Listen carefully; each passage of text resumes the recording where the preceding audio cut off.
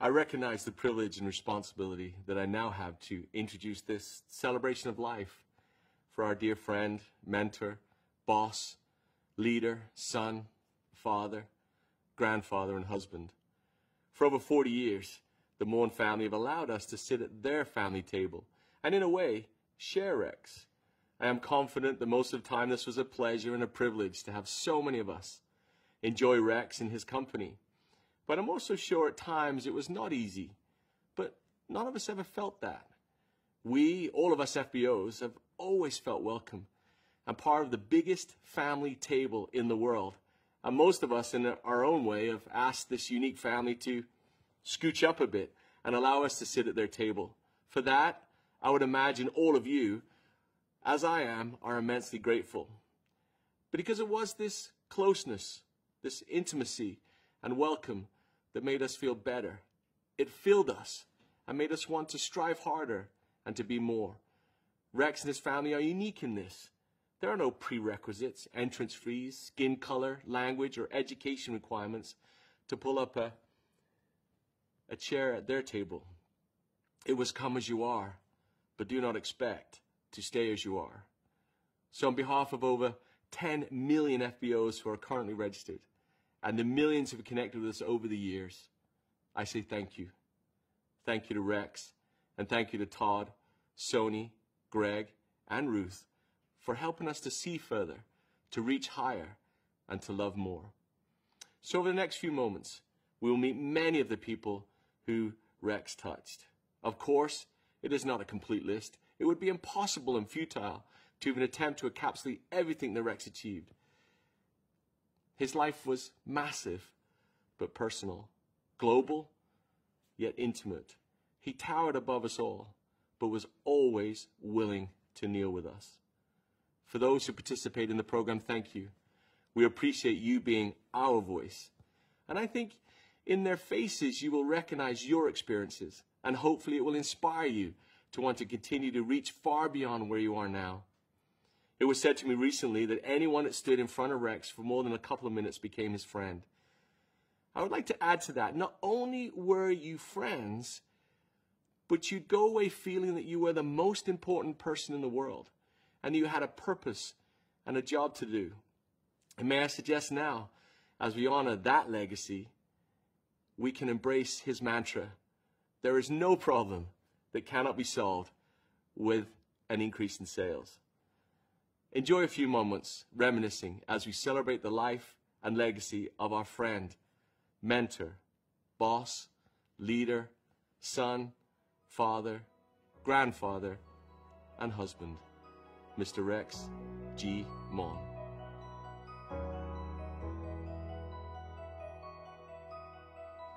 Thanks for being with us.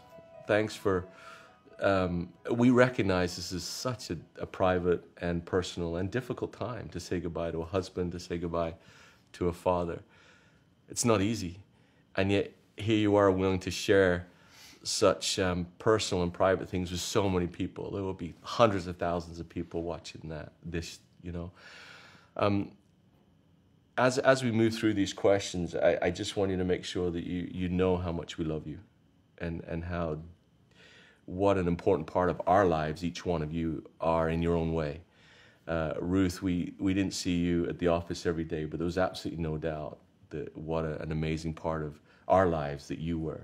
Same with Sony, we didn't see you every day, but the contribution that you made, whether it be on stage or in a small conversation somewhere, it was unique and personal and powerful. And Greg, who we see day to day, is a lot more like Rex than probably he wants to admit, you know, in the way that he demands the best of you and hopes for the best, and he is very personal with the people. But Ruth, if you don't mind, we've all heard the folklore about the start of Forever. We've all heard the stories, and it was like this and like that, and the name change and all these different things that went on at the time.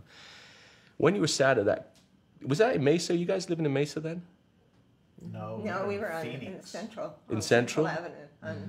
When it started? Yeah. When that first, I'm sure it didn't happen immediately. The stories or, you know, Rex was out getting an idea, getting things together. What was it like in the house at that time when he was starting to think about this idea Do you remember those days? You know, I was very calm about it. When he brought the little bottle of lotion to me, I said, he just said, try this. He didn't tell me, okay? He didn't tell me what he was doing, what he was up to. But I quickly learned, when Rex came up with an idea, you better be ready. And so I just took the bottle and said, yeah, I like it. It's great. And then he told me, well, this is what we're going to be doing. And, I was a little bit shocked, but I had a lot of confidence in him. And, I was ready to go with it. Fantastic. Did you have any idea it would become what it did? No way in the world. No way did I think that little bottle of lotion would go all over the world. So it was an amazing journey. Yeah. Would you say that you were excited or humbled or both? How would you describe that, looking back over the 44 years? Is that what it is about? Oh, yeah, no. We just kind of went step by step. Right. And I just enjoyed the journey, and was, after a while, never amazed, at what was happening, because it just kind of happened without you really noticing. It was just we were just having fun, enjoying it. Wow, that's such an amazing observation. Was there any part of that journey you look back at and you say, at that moment it changed, like you suddenly realized this is going to be something unique, or was it, like you said, just a slow sort of boiling of the frog type thing, Yeah, I don't know, we just all felt like such a family that it was just a family thing. And so I don't know that I ever really realized how big it was. I just went with it. I love that. Now, you say it's like a family, and you guys have all seen the thousands and thousands of messages just littering the internet. We've had flowers and cards and posts and everything, and it's just been incredible, the outpouring of love. And one of the things that's common with a lot of the expressions is this: Rex was like a father to me. And I know personally that was probably easily the most amazing part of my professional life, was that relationship with Rex. Was he just made you feel so special. But we all said that he was like a father. For you two, he was your father. And that's a very, very real distinction, a very real difference.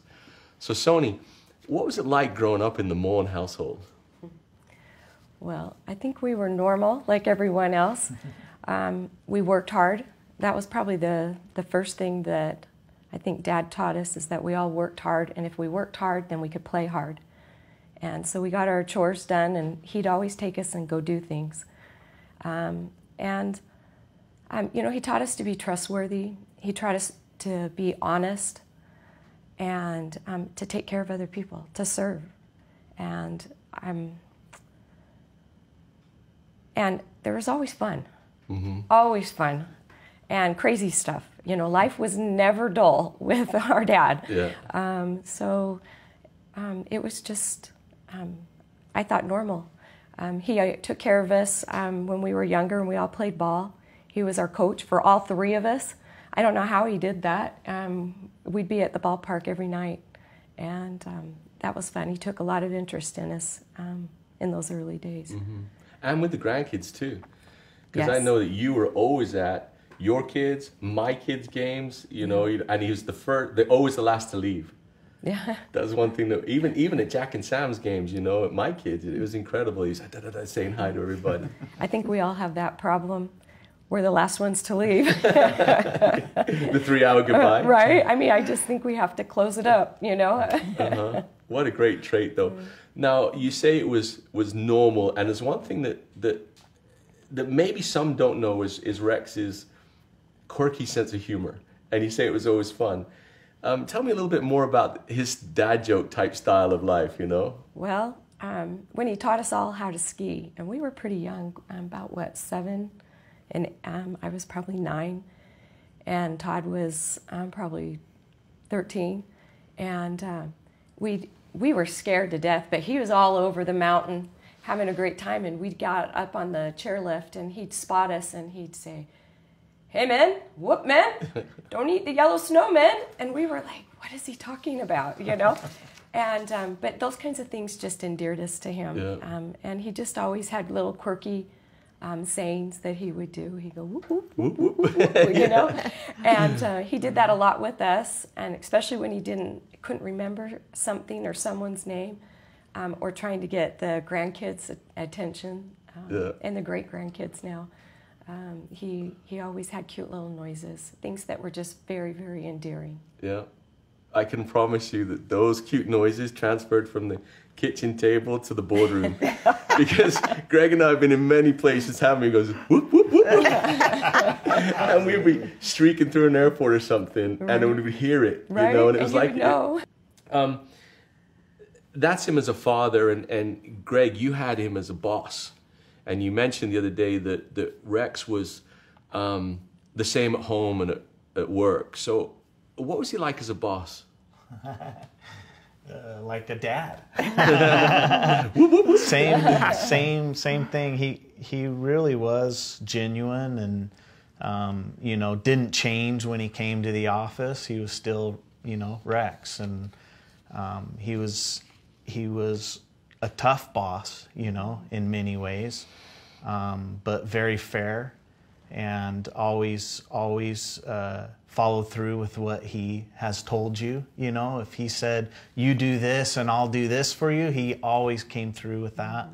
And just amazing how he created this family culture within Forever. And, you know, I can remember all the Christmas parties that we would have, or the get-togethers. You may not know this, and Navaz will know this, but Ruth and Rex would invite, Rex bought this ranch, right? That started the whole ranching direction, and it was called Z Triangle.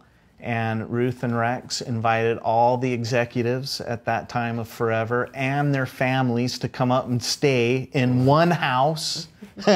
And it was kind of a big house, thankfully, right? But they would come up for the 4th of July, and we did that for many years, and got to know the kids of the you know, because we were kids then, and became really good friends with them, and it was always a family type feeling.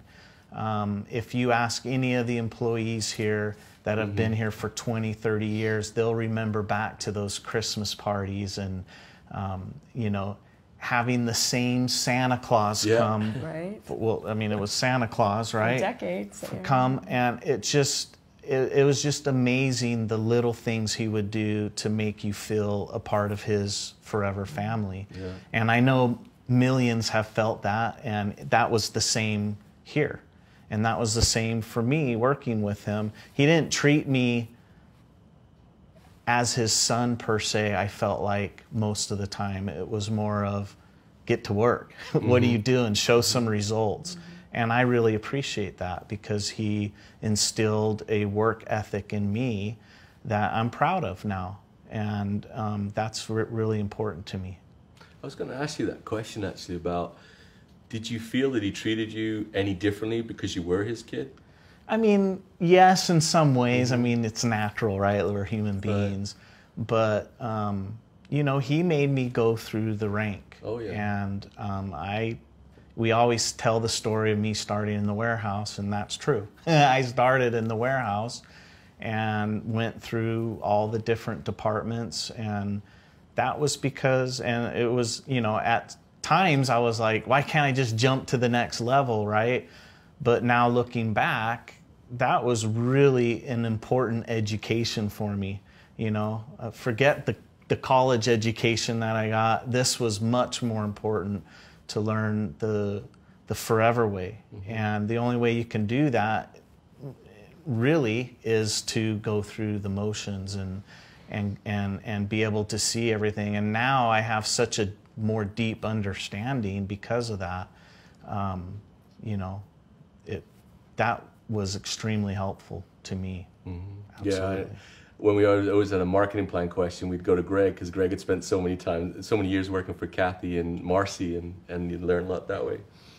all of these experiences, he traveled the world constantly, and he always used to say to us, you know, I've slept more nights on a plane than I've had in my own bed. You've all heard that, right? Oh, you know? yeah. But as COVID hit and the traveling stopped, and even a little before that, you know, he'd slowed down just a little bit. You had the chance to spend some more time with him at home. How was that experience? You know, that was really special because I got to know Rex in a different way. And it was the most that he had ever been home in our whole marriage. And I got to know of his sweetness, his kindness, his gratitude. And we just had special times. And it was really a gift to me. Wow. So COVID was, and I know you recognize the suffering more than anybody, but the opportunity to be together was something unique. It was. It was really sweet. That's beautiful. You mentioned gratitude.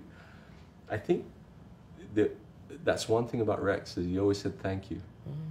Always. Even I look back, he's always thank you. And even on one of the videos you'll see later in the program, one of the lawyers he worked with always commented about the fact that he always was grateful for the stuff that you did. Now, Sonia, I know that you had a similar experience. You've been busy raising your family and going through all of that process. Rex has been traveling the world, and through the last couple of years, you've had the chance to spend a lot of great time with him. And a very personal question, and forgive me for it, but what do you think you learned from your dad in the last few years of his life that maybe you didn't know before? He's really selfless. And I mean, here in this last little bit, when he was confined to his bed because of health issues, he'd say every day to me, "Son, take care of the people." And, you know, at first I kind of thought, okay, Dad, all right, you know. But as time has progressed and him being gone, I realized what he was telling me is to watch after. And that's who he was. I mean, on his dying deathbed, he was worried about everyone else but himself. And I knew that about him, but I think when you see someone suffer and they're not concerned about themselves and they're worried about other people, I think that really magnified to me how important that was. Beautiful. Is it fair to say that when when life squeezes us, you see the real person come out? Absolutely. Is that a fair observation? Is that something you witnessed? Yeah. Yeah. Because all of the words you used to describe are exactly what we know him to be, you know? Now, Greg, your relationship with your dad was a lot of time on stage, a lot of time on a plane, a lot of time with people, you know, and I've sat in thousands of meetings with you and Rex, and as you look back now, each one of those experiences becomes more and more important to you, obviously, as, you know, the opportunity to carry on doing it is gone. What do you think that you will take away from those experiences? What did you learn from watching him perform as Rex on stage, but also perform as Rex at home? I guess the first thing I would say is that I will never be Rex. That's what I've learned. I learned that a long time ago. You know, I can remember being somewhere, Greece maybe, or somewhere, a long time ago when I was 30 maybe, and someone saying, "Why don't you get more social like Rex is," or something like that. And that really struck me at that time, that I realized I'm not Rex, I'm Greg, right? And although I've learned many important lessons from my dad, I learned that I'm not going to fill his shoes. I need to be who I am. And that was important for me. And Rex allowed me to be who I am. He didn't want me. He knew I wouldn't be Rex either, right? And so I think that was really important. I learned that he allowed me to be who I am and develop into who I am. And I think that's important for any father to learn, to let their kids be who they are. You always have these expectations, right? But in the end, you have to let them be who they are and let them be best at what they're at. And Rex was great at that. you know, I mean, gosh, there's so many memories and experiences that we've gone through. I would say another really important lesson I've learned is to never quit. Even though as hard as it gets and as painful as it may be, you don't quit. If you really love something, you have passion for it, you believe in it, doesn't matter how hard it gets, you keep going. And I learned that through many, many experiences with Rex. And just simple ones like you said, standing on stage. I mean, you remember the 8 or 9 hour days we would have standing on stage, and my feet killing me, and I just wanted to go sit in the tub and get some dinner and relax, right? And Rex would always be the one to say, no, we are staying. I'm going to take pictures with anyone that was here that didn't get a picture yet. Yeah. And sometimes that would be an hour, 2 hours more, and he would. And it just amazing, an amazing example of caring for those out there, wanting to make them feel important, and never quitting. Mm-hmm. And I think each one of us can learn that. If we really want to go after something, we got to have Rex's spirit of never quitting. And it's going to get tough, it's going to get hard, it's going to be painful. You got to just grit your teeth. And I remember he'd grit his teeth and he'd go forward, right? Yeah. And that was an incredible example to me. Awesome. He was a force of nature. There was no doubt about it. Mm-hmm. Sony, as you look forward now, and you got grandkids all around you, mm-hmm. and you know, and your family starts to spread out. What is it you think that you would like them to remember about Bumper?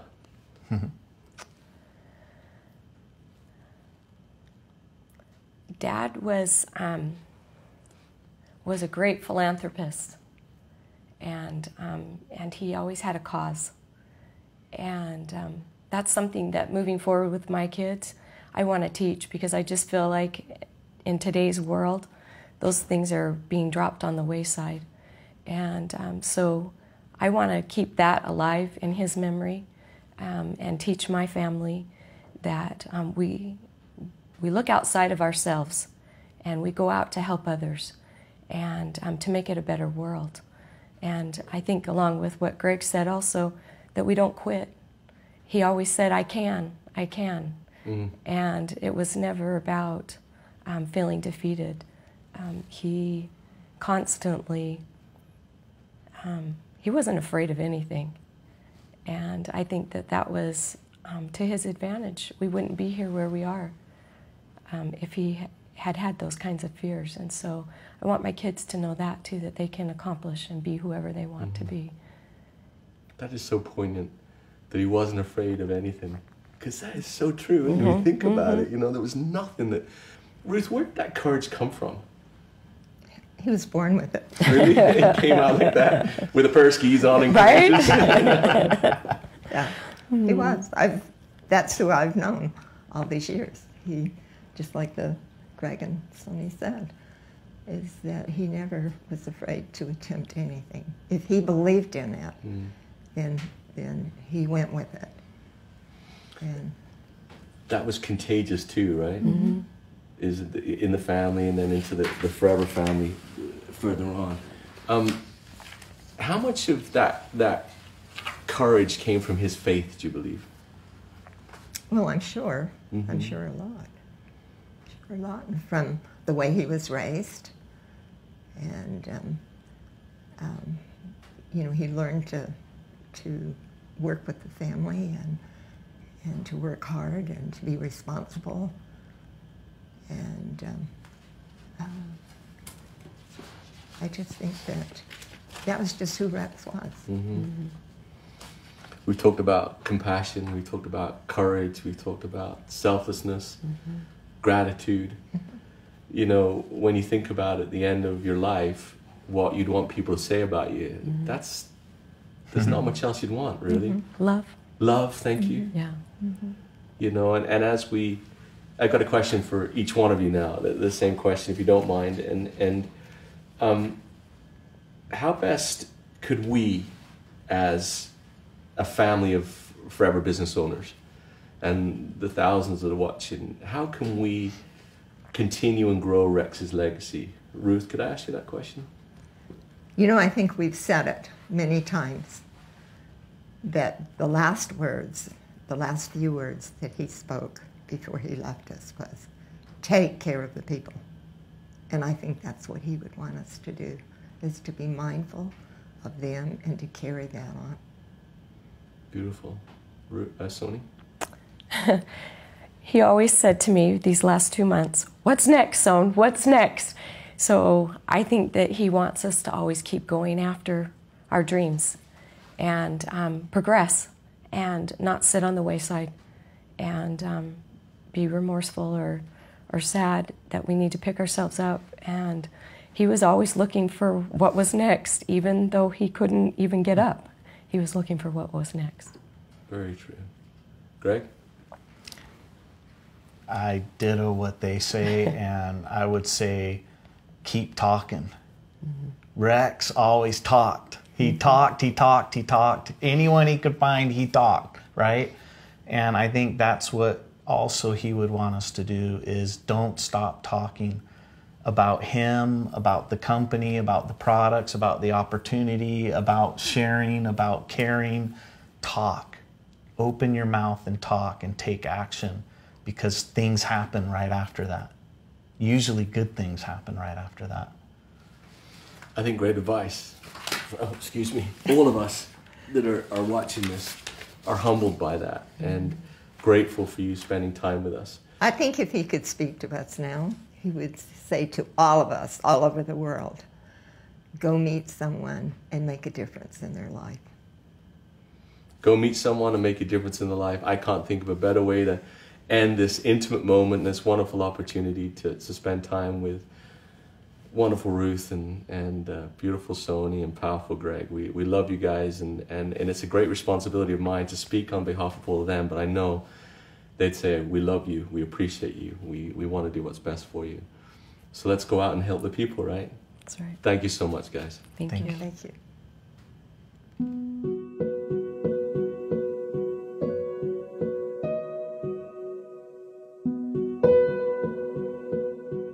How fitting that a man who was such a profound lover of story would be the protagonist in so many himself. The epic of Rex Maughan, international entrepreneur, businessman, and humanitarian, began humbly in November of 1936 in the southeast highlands of Idaho. There, at 6,000 feet above sea level, rests a quiet valley where cold, rippling rivers and creeks provide excellent trout fishing, where vast fields of grain wave in the breeze, and where cattle graze lazily in the mountain pastures. If not for its natural beauty, one wouldn't find much remarkable about the town that sits at the base of this valley, the community of Soda Springs. But once told the story of its most extraordinary character, you'd be hard-pressed to ever forget it. That was Rex Maughan, son of an Idaho state policeman turned land farmer, William G. Maughan, and Laura P. Corneliuson, and brother to Jerry, Brent, and Sue. The fantastical stories Rex read in his childhood were his earliest calling to explore the world and seek out its many adventures. It would take another 84 years to recount the innumerable tales and legends associated with Rex, a man who left an imprint on the world wider than 1,000 Idaho valleys, and yet made every person whose path he ever crossed feel like the only person on the planet. Of course, in those early days, he was just an ordinary boy named Rex.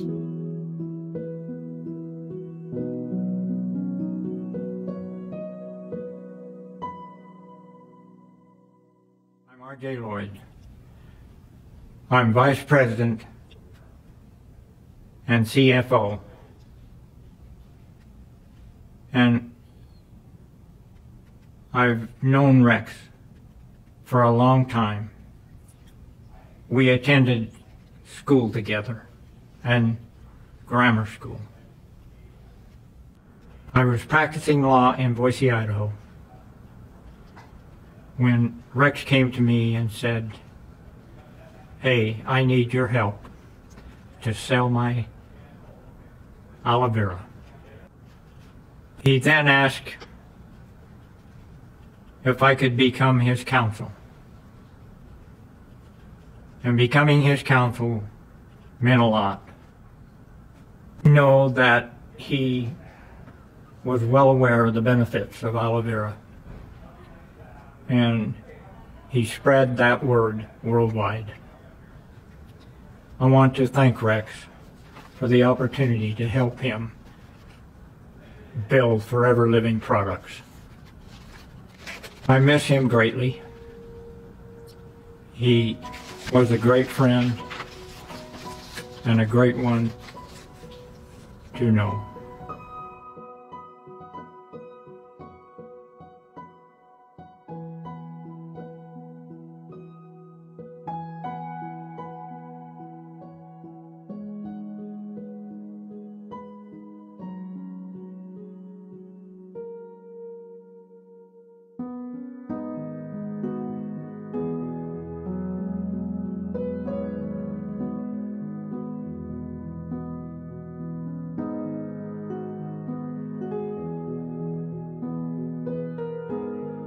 Rex was a truly authentic man of faith.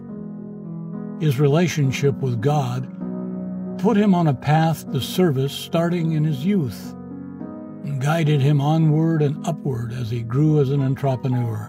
His values never wavered, always put others first, led with passion, be forever grateful, and the core philosophies he lived by were the same ones he built his business around. In a world driven by ego, Rex had a passion for selfless acts. He was known to say, "Let's do the right thing first and worry about the money later." And he meant it. He was not one to take shortcuts if it meant doing harm. His faith drove his integrity, and he found the greatest joy in life through giving back to others.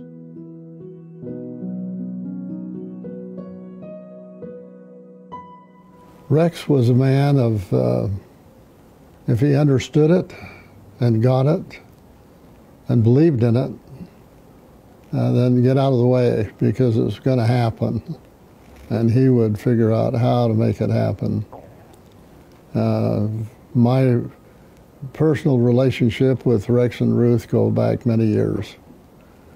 And back in the days when we were at Brigham Young University, we were trying to determine exactly what we ought to do about strengthening and building up BYU television, which required significant resources to do. And when I was discussing our need and what we were trying to do with Rex and Ruth, Rex adopted BYU TV.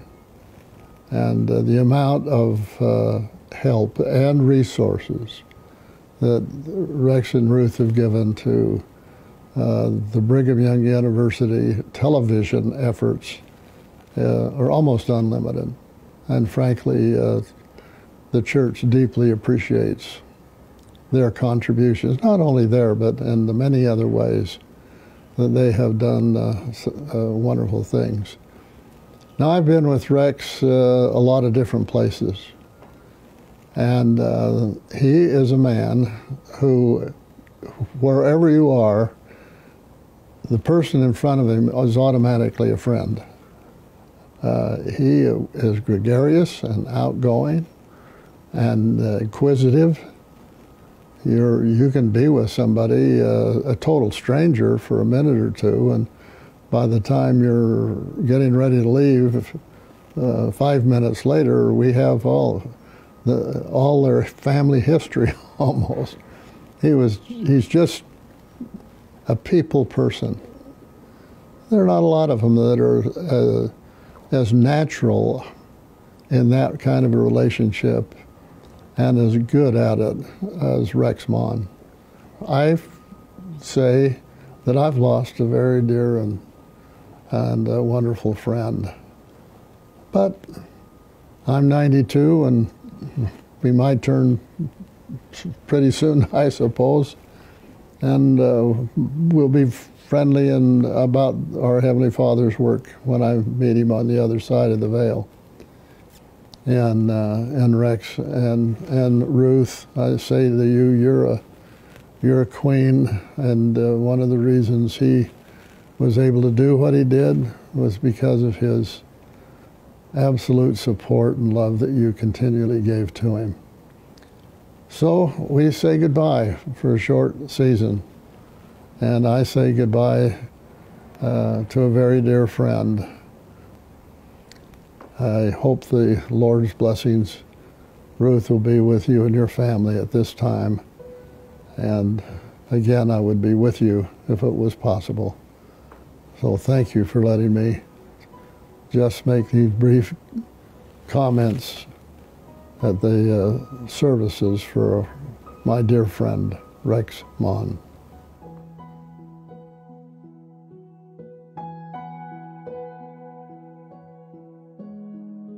Faith was a consistent thread in his life, and it was faith that led Rex to his first grand global adventure that changed everything. If you asked a 19-year-old Rex Maughan to point to Samoa on a map, he wouldn't have known what ocean to start looking in.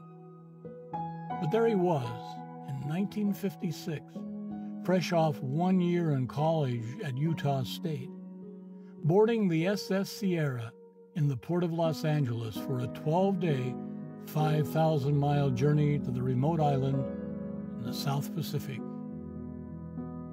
Up until this point, Rex hadn't been exposed to much of the world.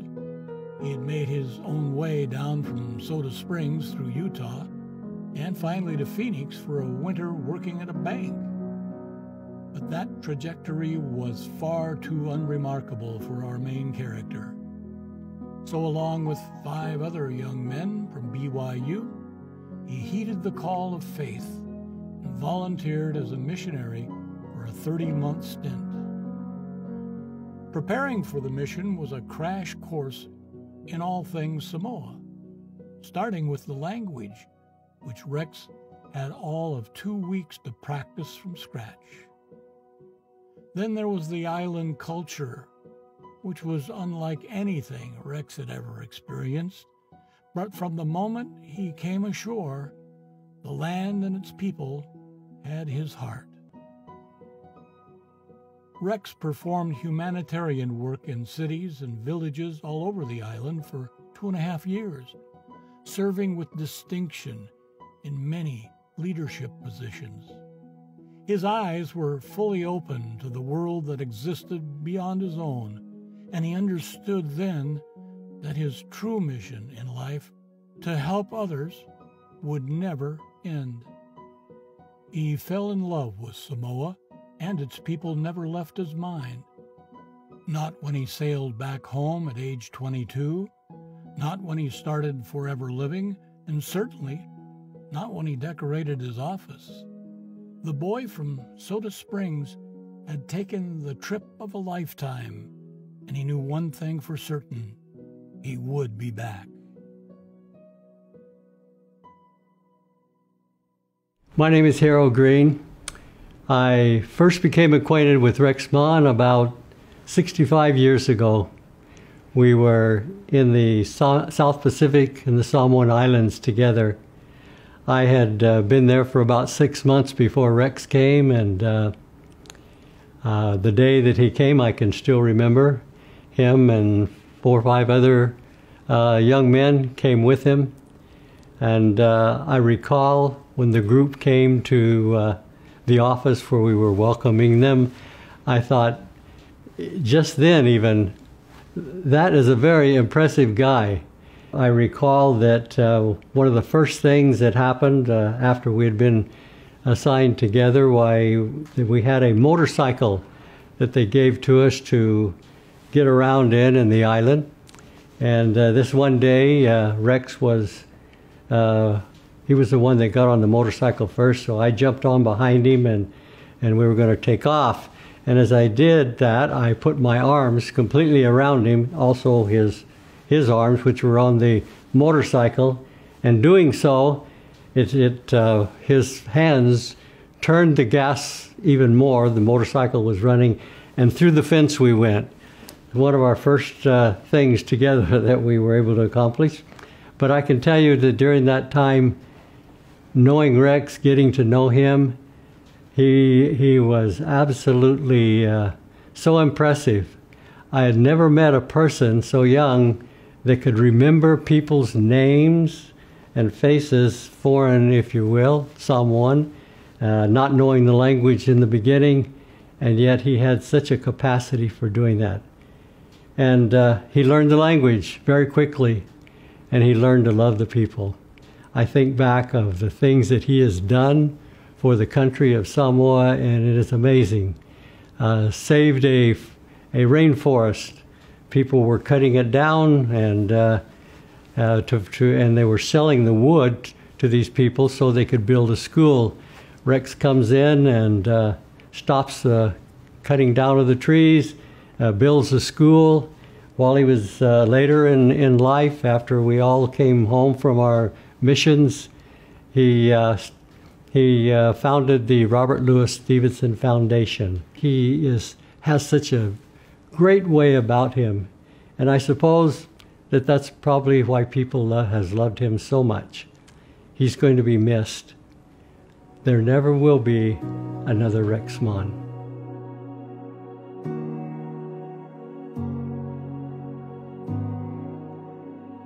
After returning from his mission trip, Rex took on a new purpose and direction in life. He had taken a break from his education after a year at Utah State, but now realized that in order to reach the new goals he had set for himself and make an impact on the world, he needed an education. He enrolled at Brigham Young University and resumed his studies. It was there that he met another student by the name of Ruth, who needed a little help with her tennis game. Rex was more than happy to give her a few pointers on her serve, and soon the two became doubles partners in life, marrying in 1960. The couple went on adventures together from the beginning, including a water skiing trip that introduced a sunburned Rex to the aloe vera plant. And while it would be another decade plus before aloe became the Maughan family business, it wasn't too much longer before the Maughan family grew. Rex and Ruth moved to Arizona shortly after getting married and had their first child. Todd, Sonia, and Greg tailed closely behind. Fast forward, and 3 kids became 12 grandchildren and 16 great-grandchildren. Rex's family legacy is his greatest accomplishment and what drove him to such great success in business and philanthropy. He included his family in so many aspects of his businesses and knew teaching them the importance of hard work was invaluable.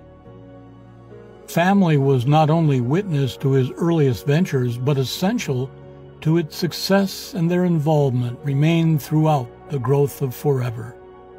This cultivation would continue to be passed down to his grandchildren and great-grandchildren as strong work ethic and perseverance continue to be at the core of Bumpa's life lessons.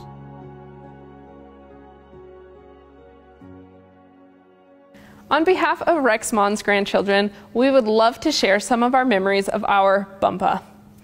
A couple of great memories of him that we've thought about over the last couple days are he used to take pictures all of the time, and he would take them from his chest. He was the original candid picture taker. He had thousands of these pictures, and we loved him for it. As you know, our Bumpa loves Samoa. He took us there when we were children, and we were able to see this beautiful land. We were so lucky to see our Bumpa actually eat McDonald's hamburgers in Samoa. It was amazing. We were very shocked and surprised, but he told us they were better in Samoa. He showed us how to interact with others and how to love those we come in contact with. We are so grateful for his memory, and his legacy will live in us forever.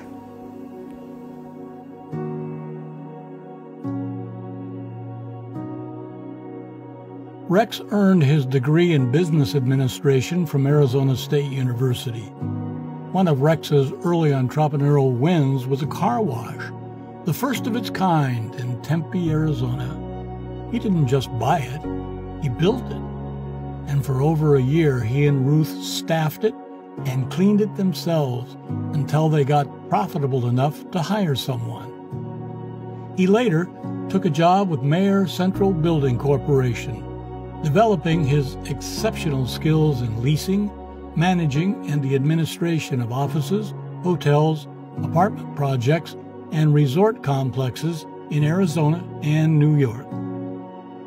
In his early career, Rex gained experience establishing and managing large conglomerates. He also found a passion for real estate and the relationship between man and the natural world. And while he achieved great success, he never lost sight of his mission and values. As Rex grew his business acumen, he landed at Del Webb Corporation, where he blossomed over the course of 13 years, working his way up to the position of vice president.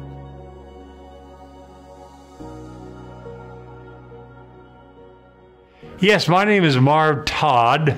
I met Rex in the summer of 1967 when I was interviewing for a job with the Del Webb Corporation. I was later hired to work for Rex in the commercial division of the Del Webb Corporation, leasing office space. I didn't know how to lease office space, but Rex took me under his wing to teach me. As time went on, and I spent time both in the building office, in construction, and then came back up to be Rex's property manager for all the properties around the nation. Rex and I traveled, and we went to every building and spent time with every manager. And as I walked with Rex and worked with Rex and listened to Rex, I prospered and I grew. Rex really cared about all of our managers around the country and would bring them to town several times during my time with Rex. We would go to Cottonwood Cove. We went to Lake Powell after we got the recreational properties going and spend time with the managers, just communicating to them who we were and what a great organization they belong to. And, you know, you've died and gone to heaven when you worked with Rex Maughan working on that team. It just was good. It was team building, and that was Rex's format. He always made me feel important. Harv, you're doing a great job. No, I can't give you more money, but I'll spend time with you, and you'll be more valuable to yourself when you're through with me than you are now. And I always felt that was the way of it. When Rex left Del Webb, I left very soon after, and I had a whole bag of experience in my pocket that took me on through life. Life After Web and Life After Walking with Rex for so many years. It was good. It was profitable. I'd do it again in a heartbeat. Thank you, Rex. Thank you, Rex. And goodbye.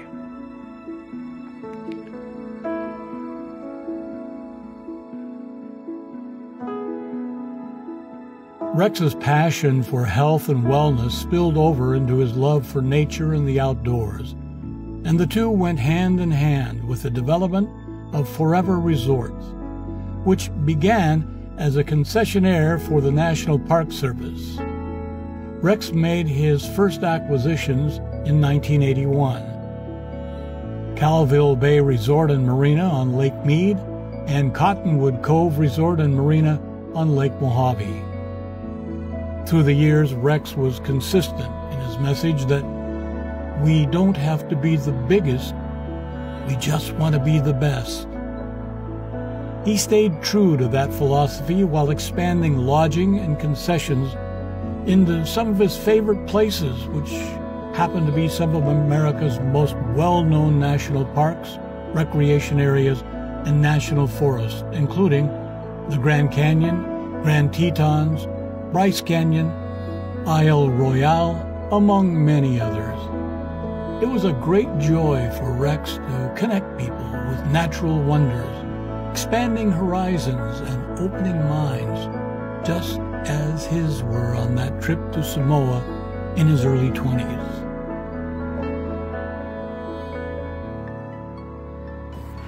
I'm John Chapman, and the Executive Vice President of Resorts, and I've known Rex for 47 years and started working for him, and with Rex, he liked everybody. He went and talked to everybody. He whether you were a cleaner or whatever your job was, Rex made everybody feel the same, that everybody was important, and he did that so much. And I think our managers and stuff, I see that they follow what he's done. I'm Bill Butts, and I've been a member of the Forever Resorts team for 25 years. But what I'd like to do now is kind of share an experience that I had with Rex. And any of us know that travel with Rex is it's never slow-paced. It's a dead run, and you're going all the time. We were back in Washington, D.C. For 3 days of meetings with the National Park Hospitality Association. We were up on the Congressional Hill meeting with congressmen. We were meeting with the National Park Service and with our colleagues. And we were dragging. It was 11 o'clock at night, and we hailed a cab to take us back to our hotel. And my two colleagues that were with me, we all kind of got in the back seat, and we were just exhausted, but not Rex. Rex hops in the front seat, and the first thing he starts doing is he starts engaging the cab driver. Now, this is a cab. This wasn't Uber or Lyft. Not exactly a clean cab either, but he didn't care. He wanted to know about this cab driver, and he starts asking about his family and where he was from. And the cab driver said, "I'm from Nairobi and Kenya." And Rex said, "Really?" He goes, "Have you ever heard of Forever Living Products?" And the cab driver is startled, and he's almost incredulous. And what was more incredulous to us in the back seat is what happened next, because the cab driver grabs his cell phone, and he's driving too while he's doing this, grabs his cell phone and dials a number, and he's calling his sister. And his sister isn't across town. She's across the world in Nairobi. And you see, his sister is a Forever Living Products FBO. And of course, it was just, she screamed. The cab driver goes, "You're not going to believe who's in my cab. Rex Maughan." And she goes, "Rex Maughan," and we could hear it through the phone. And so for the next 10 minutes, the cab driver, of course, hands Rex his phone, and he's engaged with this FBO in Nairobi. And you know, I tell you, that was 10 years ago. And over the years, we have, my colleagues that were in that cab, we've shared that story and laughed. But as I've thought, I said, the real story wasn't the experience that we had with the FBO in that car. The experience was that we had been on the run for 3 days. We were exhausted. And how many of us would have gotten in a cab and wanted to reach out and connect with the cab driver? But that, to me, is the essence of Rex Maughan. He genuinely cared for anyone. He wanted to help everyone improve their health and their well-being, and he wanted them to be happy. And he wanted to do anything he could to make that happy. So, as I close, I just want to say that that was the essence of Rex Maughan, and the world needs more people like Rex Maughan. If we had that, what a wonderful place it would be, because he touched the lives of countless individuals, including a cab driver from Nairobi in Washington, D.C. Rex, we love you.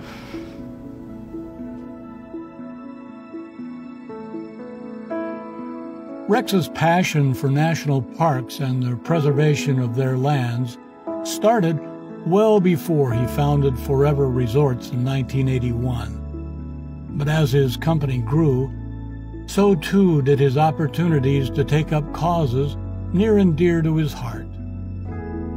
Rex served as chairman of the Conference of National Park Concessioners for many years. He was appointed by President Ronald Reagan to serve as one of 15 members of the President's Commission on Americans Outdoors, which launched initiatives ranging from the National Scenic Byways Program to the National Greenways Initiative and public-private partnerships vital to supporting visitors to national land systems for healthy outdoor fun. His enthusiasm and experiences made him a leader in that effort. It's true that a part of Rex's heart never left Samoa, and 30 years after he first landed there, Rex made a triumphant return to the island in 1988. This time, he was leading a delegation as chairman of the NPC, and he had a bold idea to establish the first U.S. national park outside the borders of the 50 states. To make his case for the park, Rex addressed an audience of chiefs, orators, and local government officials. The crash course in language immersion decades earlier held strong, and Rex was able to communicate in perfect Samoan the wide-ranging benefits of the project. On October 31st, 1988, the National Park of American Samoa was officially established.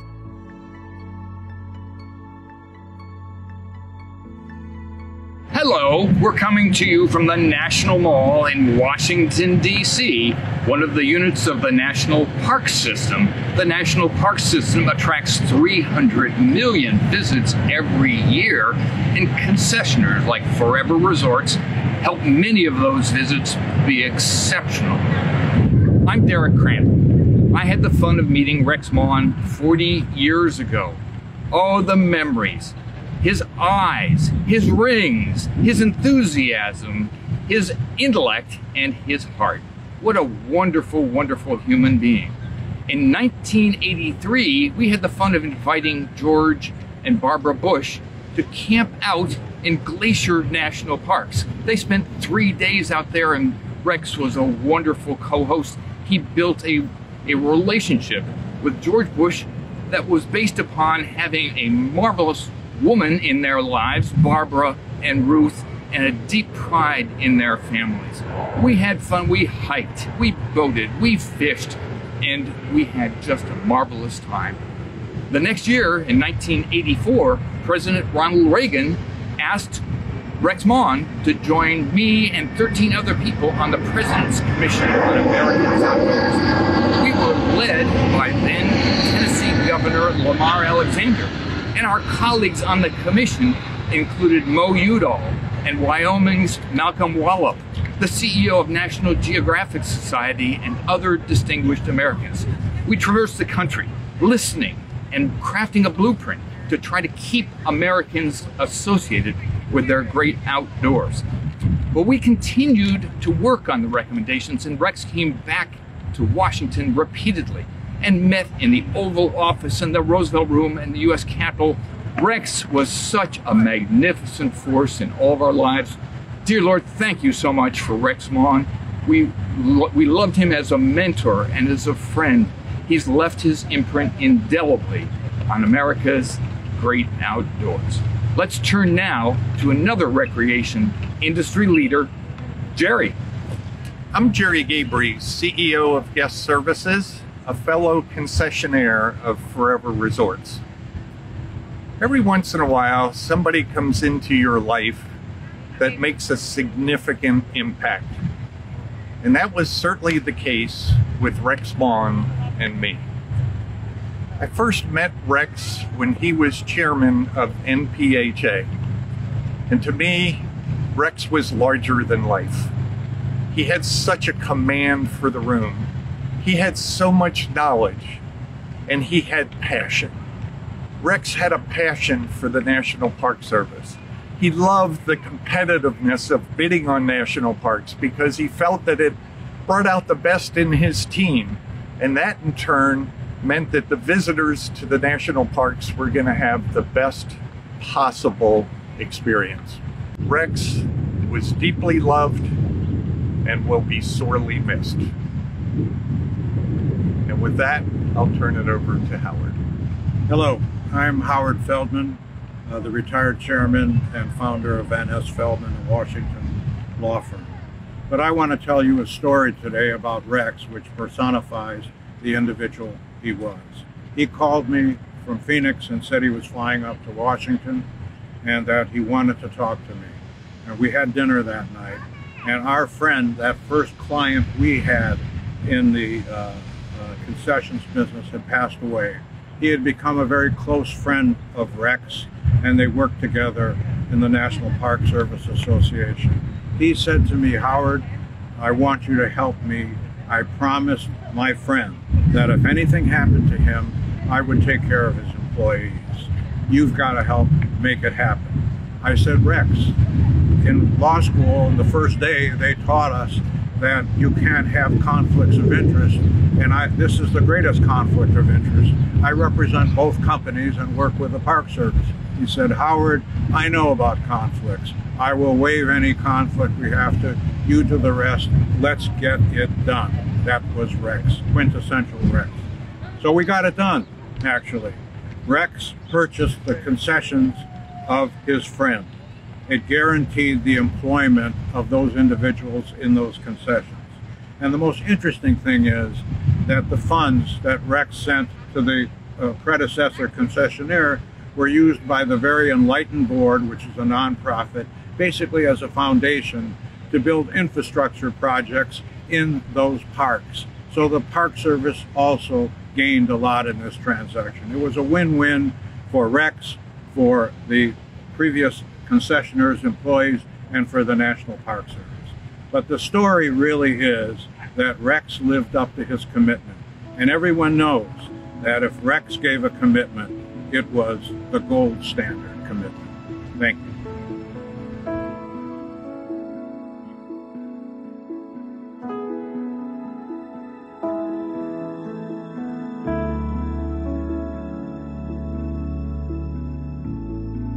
The Forever Resorts footprint extends to more than 20 properties in South Africa. Rex was able to combine his passion for land, animals, and people into both a Forever Resort and a hotel management institution called the Forever Academy, affectionately referred to as the hub of knowledge. South Africa was truly one of Rex's most treasured places in the world. After each trip there, he'd proudly show off dozens of pictures he took of animals, including his favorite baby rhinos. Rex expanded into South Africa because he saw the opportunity to share his love for the hospitality industry and the great outdoors with another nation that had so much to offer in both areas. He would help the people there reach their potential through training to grow skills in business, technology, and life. His legacy on the continent lives on through the next generation of highly trained professionals shaping the future of hospitality.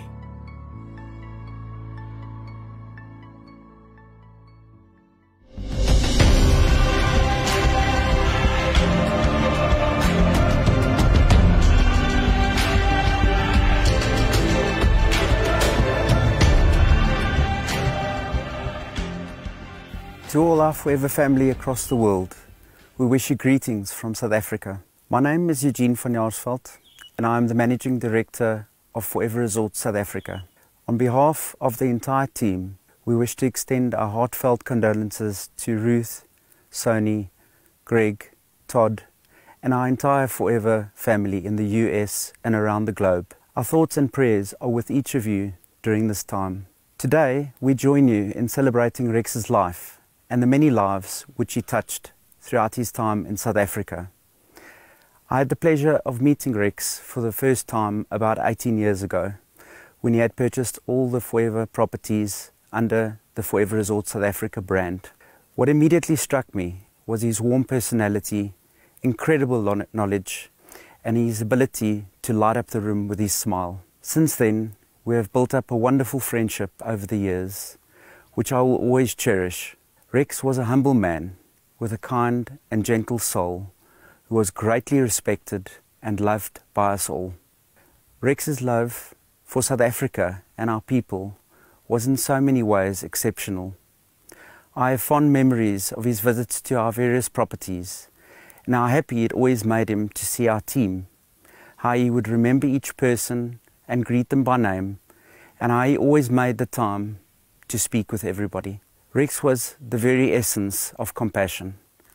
His joy for life transmitted wherever he went, and we have learned so much from him in the past years.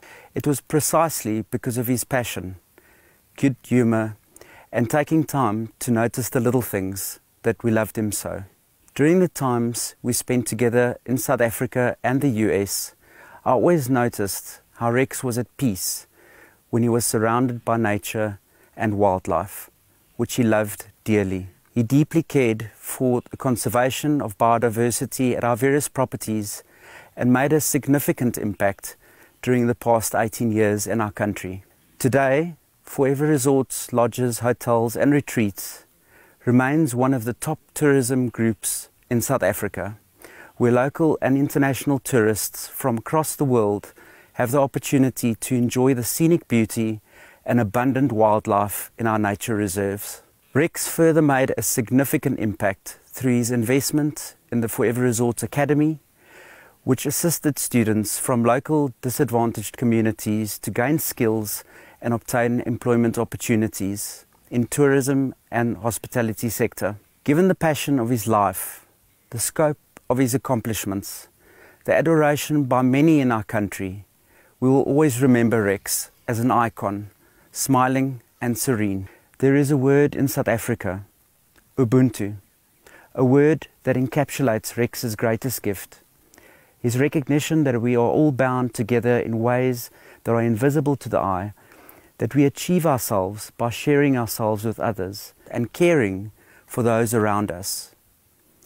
In his loving memory, we thank Rex for his immense contribution to South Africa. He will forever have a place in our hearts, and may his legacy live on forever. We love you dearly, Rex, and we will miss you. May your soul rest in peace.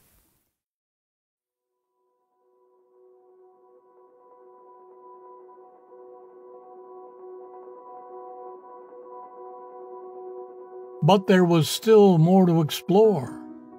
Even though Rex's career was taking off at Del Webb, he had a vision for his own journey. All he needed was an opportunity that would allow him to be in the driver's seat. Enter the world of aloe vera. The seed that would sprout into forever living products was planted one day in 1978 when Rex brought home a tiny bottle of lotion. "This," he said, "is our new business." Rex had expressed interest in the direct sales business model before, but had never found a product he thought would be a good fit. When he came across this bottle, he immediately flashed back over a decade ago to that water skiing trip and the plant that helped him recover from pain. Here was aloe vera popping up in his life again, right when he needed it most. So Rex did the brave thing. He left Del Webb for good in 1980 and focused on selling aloe products out of his garage in Tempe. From the very beginning, he believed he had a revolutionary plan to offer the best consumable products to the public that not only promoted lasting wellness, but it could change personal fortunes. Rex was involved in every area of the company. He designed packaging. He was never afraid to get his hands dirty or boots muddy in the aloe fields. He delivered products and made sales presentations near and far.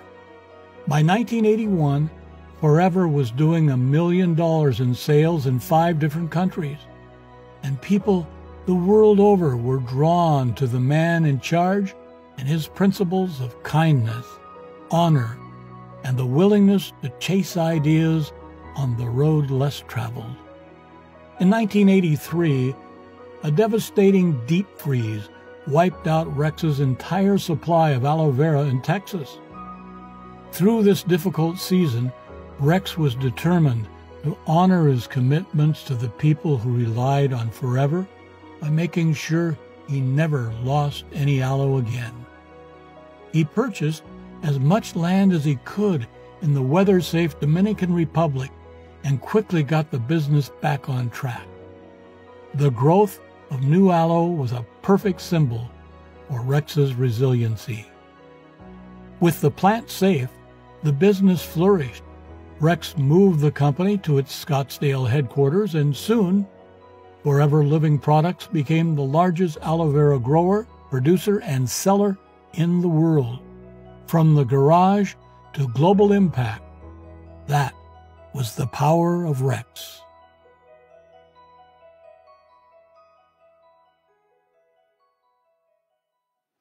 Hello, my name is Elvira Ruiz. I am lucky to be one of the managers at Forever Living Products, my home for over 40 years. Forever was very important to me and to my husband Roberto. When I first met Rex, he impressed me with his intelligence and ambition. He had thousands of business owners, but he treated every one of us as an individual. He made you feel like you were the most important one. This was one of the special qualities of Rex. No matter who he was speaking to, he made you feel special and unique. He always counseled and pushed me to succeed. He helped me every step of the way.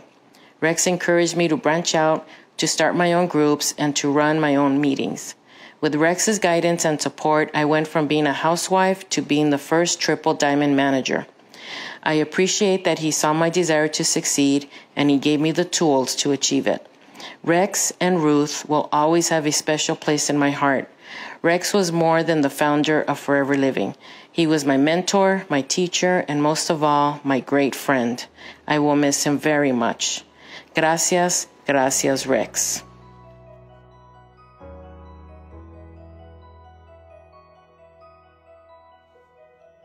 Well, I hope you're all enjoying the show so far. So many memories, so many opportunities to reminisce, so many reminders. But here I am sitting with Navaz Goswala, and a lady that needs no interruption. You've been at Rex's side for over 44 years. Can you believe that's even possible? Yep, that's right. Can you imagine? As I've jokingly said, I was 5 when I started working for him, but that's probably not true. But it's a stretch anyway. But I think it's fair to say that you, of all people, were the closest to Rex.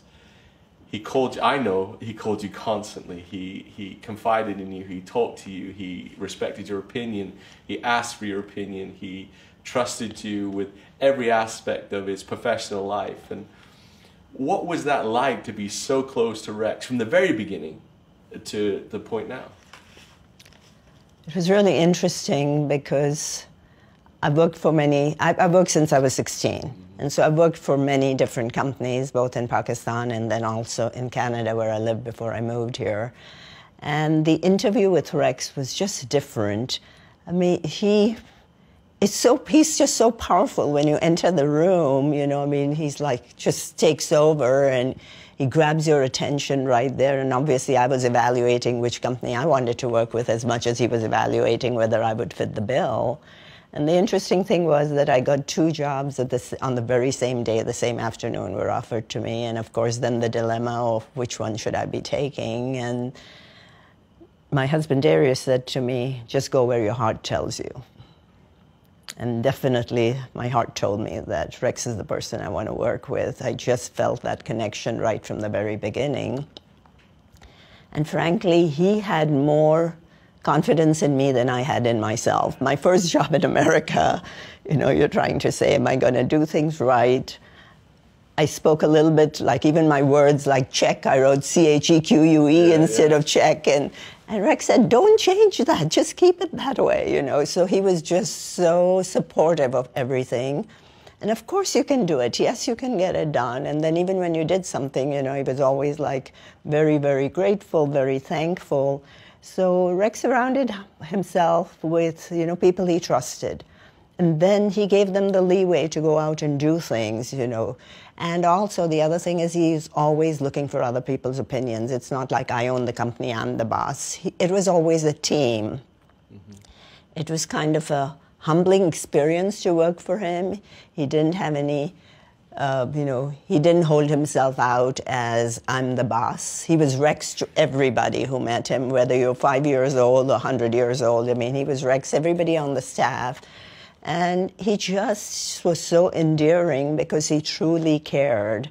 And I think that's what made him so very special and made my work experience so fabulous with him because, and we connected. We absolutely connected, you know. And yes, he was calling me from all around the world. I remember. And that's right. And then the kids have said, when we're on vacation, he stops every payphone, you know, to pick up the phone. And I'm like, oh, that's partially my fault, right? Because he's always connected. But I think the experience has been fabulous. I mean, because of him, forever's in my DNA. Oh, yeah. Become, you know, I am forever, and that's kind of what it is. But what an amazing individual to work for and learn from. And his entrepreneurial spirit and allowing me to participate in all the things he was doing and get people friendly in the world, work with people around the world, work with companies and attorneys around the world. It was quite an amazing experience, and I've grown so much from it. Well, what a beautiful tribute, yes, you know, to a great man. But I'm going to cut it up a little bit, if that's all right. You mentioned, because I know you made it almost sound like the decision was the lesion that was, because I know you've explained to me before that you had the choice between, was it Prudential? Prudential Insurance, and I know that was a big draw because, you know, they had a great name in Pakistan and around the world, and, you know, and you had that opportunity to step into what was normal, not what was normal, but what was traditional. Right. And then here you've got this guy who's charismatic and all of the things you described about him. Tell us a little bit more about that conversation that went on with Darius, because I know that he was follow your heart, and I get that in retrospect, it sounds easy, but it's not though, right? To make that kind of decision. Yeah, considering we just moved into the Phoenix, into the Valley, we knew nobody here. We came because my husband, you know, had to work to do his internship with the county hospital here, so we had nobody really to go back on. And Prudential was something like you mentioned. We knew Prudential from Pakistan. They're around the world, and we knew that. And we knew the stability of the insurance company, but there was just something, the charisma, the connection. And that is what our conversation, my conversation with Darius was about that, you know. As much as we know Prudential, and Del Webb is an unknown, we'd never even heard of Del Webb at that point in time, but just that connection was so strong that he said, you have to go with your gut, you have to go with your heart. There is just no other way to go with this and here I am. 44 plus years later. And you still remember the draw. Oh, yes, you know, absolutely. Which is really powerful. You also mentioned something that resonated with me, and I've seen it across the world, and this idea that Rex believed in you more than you believed in yourself. Yeah. That's a very unique observation about Rex, because he had that capacity. Where did that come from, do you think, and why was it so powerful? Rex believed in teams, and Rex loved people, and whatever he did in life, Forever Living Products to start out with, he did because he wanted to make a difference in the people's lives. And therefore, he gave you the leeway you know, to go out and show what you were capable of doing. And that was important to him. And through that, also with the FBOs, he showed the same thing. That, you know, there were housewives, there were taxi drivers, there were people that became, and nobody even dreamt that they could do their own business. How many people have said, I did not know I could go speak in front of a crowd of people, right? How many people have said that? I mean, the first time I had to speak, Rex was known to suddenly throw you out there to the wolves, I would say, and say, you have to go speak right now. And the first time I know I had to speak the next day, I did not sleep all night. I like fretted so much over this. It's like, oh, I don't want to do this. I don't want to go out there. And I know that the FBOs will relate to that. Most of them will, with the fact that we don't want to do this. And now it's just like it becomes a part of you. The confidence that is partially forced onto you, and that you learn from it and you gain them. But he was always supportive. No matter when you came off the stage, he was always like, high five, well done, you did great, you were amazing. So that really helped boost your confidence. That's a great point, because even though you may have messed it up, you know, and we all have, right? Right, you know, right. he'd always come us to, and he'd be the first one there. Right. Good job, man. Good job, man. You Yeah, know, right. And I remember those, and it's amazing how that instills confidence for you to go on and Sure. and to succeed more and more. Yeah, he was still building on your strengths, you know. I mean, he didn't really make a big deal about your weaknesses. You were the one, you beat yourself up more than he ever did, and so that was amazing. In our discussions with Ruth and the family earlier, they talked about Rex's courage. I know that's something you've commented about a lot over the years, is there's times when, you know, you would advise to pull out or to don't do that, and yet he plows forward. What did you learn from that example of courage, and how did you apply that into your life as a mother, your life as an executive and a businesswoman? How did that example help you succeed? Rex always took chances. But the key was he didn't look at it as they're taking a chance. He just was so set on his goals, on what he wanted to do, that to him it can be achieved. It is not a setback. You know, I mean, even if there were any issues we faced, okay, how do we work around that situation? So it was kind of so interesting for me that even when things were difficult, when going like, okay, we need to send more money to this country, or we don't, you know, we've got this issue, we can't get the product approvals, and some of the countries took 2 or 3 years to get product approvals. It's like, do we continue spending this kind of money without a single penny coming back in? And the question was, of course. We are committed, we've told people we're going to do it, and that was really something Rex was very big on. If he gave his word that he was going to do it, no matter what it took, he was going to do it. And that was an amazing experience for me, too. And obviously, I learned so much from that, too, that I could apply that in my own life and as I raised my family. So, very... We saw glimpses of that, you know, traveling with him when he would never say, someone say, sorry, the plane's left or whatever. That was, no, for everyone else maybe, but not for me, you know. Yeah. That was a real treat to be with him and to feel of that energy. It almost felt like he could change the way that the world was turning. The dynamics, right, of the situation, because he wasn't going to take a no for an answer. Yeah. I mean, to him, it's like, okay, what are we going to do? Are we going to go drive here or through the middle of the night? Yeah. And through in Nigeria, they did that because they're flying across Africa. It's like, oh my God, most people wouldn't, and he was so confident, we are going to go. So that's Rex, and that's his psyche, and that's his just go grab it, grab the opportunity, and make the most of it. It's like Sony said, he's always, what's next, what's next, what's next, what's next? Aye. It's very true. You worked with him for 44 years. Sat by him, listened to him, all the ups and downs, all of the goods, the bads, and you know, like we said, you know him as good as anyone. What are you going to miss about him?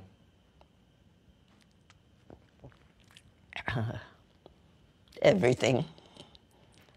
I can't pick one thing that he was such a presence, right? I mean, I spent more waking hours with him than I did with my family, when you think about that, right? Yeah. So it's hard, like everything, like he's not going to be at the end of the phone, you know, he's not going to be calling me. Even through COVID, you know, I saw him at least once a week, twice a week sometimes.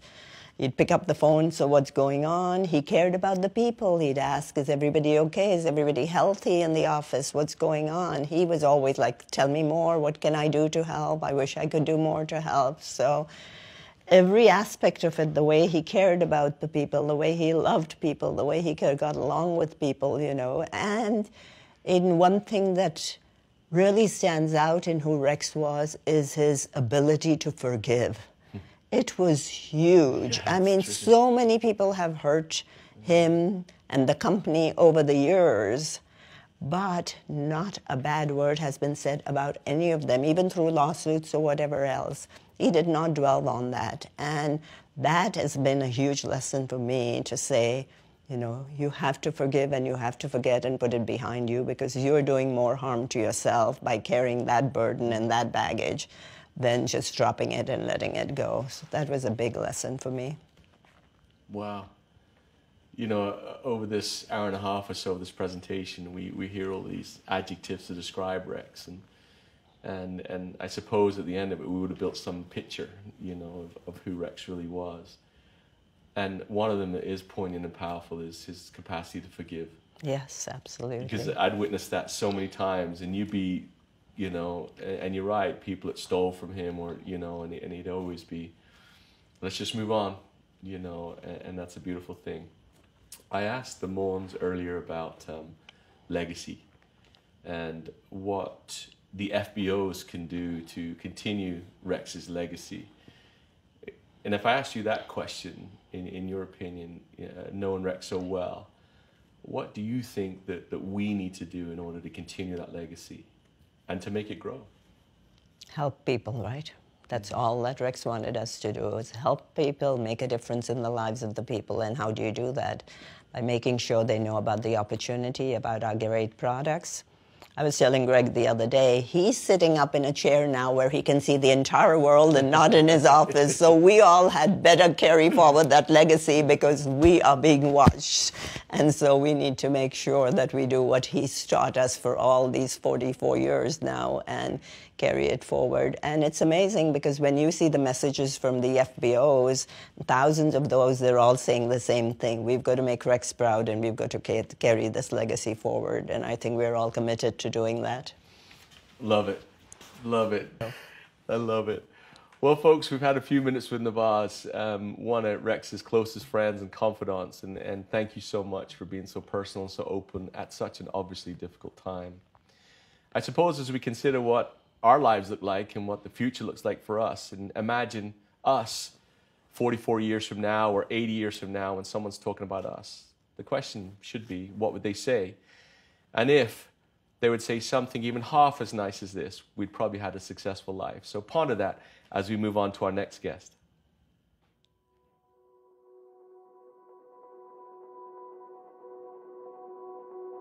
Rex never hesitated to want to reach new places and introduce others to forever. After all, he believed health and wellness had no borders. As the love for the product spread, expansion was only natural, though it came a lot faster than anyone, including Rex, imagined.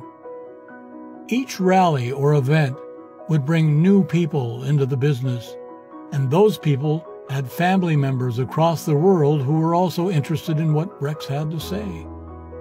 What started in Rex's garage expanded over the course of 40 years to reach 160 countries and millions of people selling products under the Forever name. Across every continent, today's Forever carries the strength and the foundation Rex built all those years ago.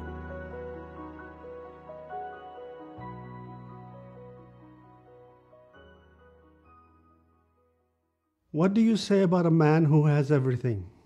Not has everything, is everything. Everything that is wonderful, everything that's loving, everything that's noble. He's Rex Maughan. And my name is Amarjeet, retired country manager for FLP India. I had the privilege of knowing Rex for many, many years. I had the honor of spending time with him, personal time with him. And what was amazing about this person was he would put his arm around anybody. It didn't matter to him what your background is. You're a human being, So you are full of love. But we had an opportunity in Jodhpur. Jodhpur is a Maharaja country. And in Jodhpur, we had a rally over there. And the Maharaja was staying in the palace itself. And he does not give interviews. But Nikita managed to arrange an interview with him. And we were told, you have 15 minutes with him. We met the Maharaja. And after over an hour, we were still talking and drinking tea and exchanging views about the world. And that was an amazing experience for me personally, because the man is such a humble person. While we were in Jodhpur, he noticed a street vendor playing his musical instrument, and he was so fascinated by it. Long and short, he started taking instructions from the street vendor, and it was so fascinating to watch him. He was having fun, he was joyful, and he was enjoying it. And what is more important, he was making the street vendor feel like a Maharaja.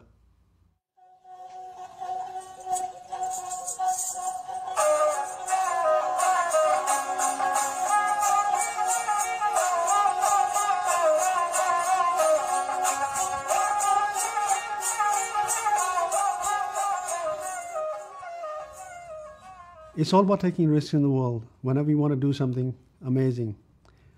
This man, Rex, he took the risks, but for everybody else. He took the risks to make sure that you and I did not take any risks. He wanted to make sure that everything is stable for everybody else, but he would always dig deep into his pockets to make sure the distributors are happy, the company is reliable, the company is trustworthy, the company is ethical. That was his philosophy. At a personal level, I feel very humbled and honored to have been part of this tribute to Rex Maughan. Because of you, we were able to enrich lives of many millions of people in India, where people in India would only earn a few $1,000s a month and now becoming millionaires. That is the power of forever. That is the power of love. That is the power of you, Rex Maughan, the legend. Thank you so much.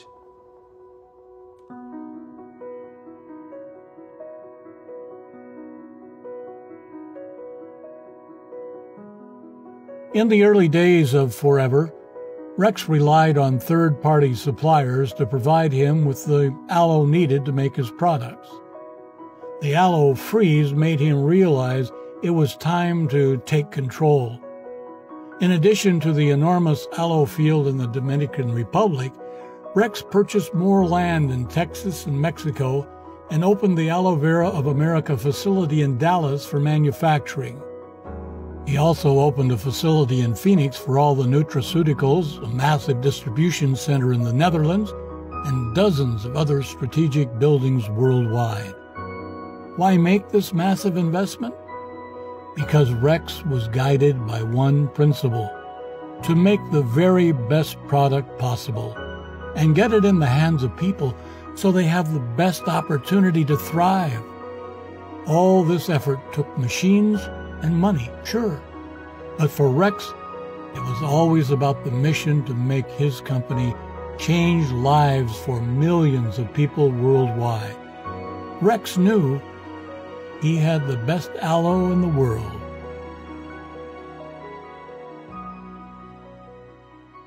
Hi, my name is Maughan, and I'm the Director of Regulatory Affairs for Aloe Vera of America, the manufacturing facility for Forever Living products. I had the gracious pleasure of meeting Mr. Maughan in 1982 when I began my tenure with the company nearly 40 years ago. Now, one of my fondest and most precious memories of Mr. Maughan was his respect and caring ways that he had for others. Rex, regardless of if he was meeting you for the first time or if he'd known you forever, he always had kind words to say. And he always let you know that he was interested in you and your role in the company. On his many visits to Ava, he would greet every employee, starting with the receptionist and not stopping until he had reached the manufacturing area.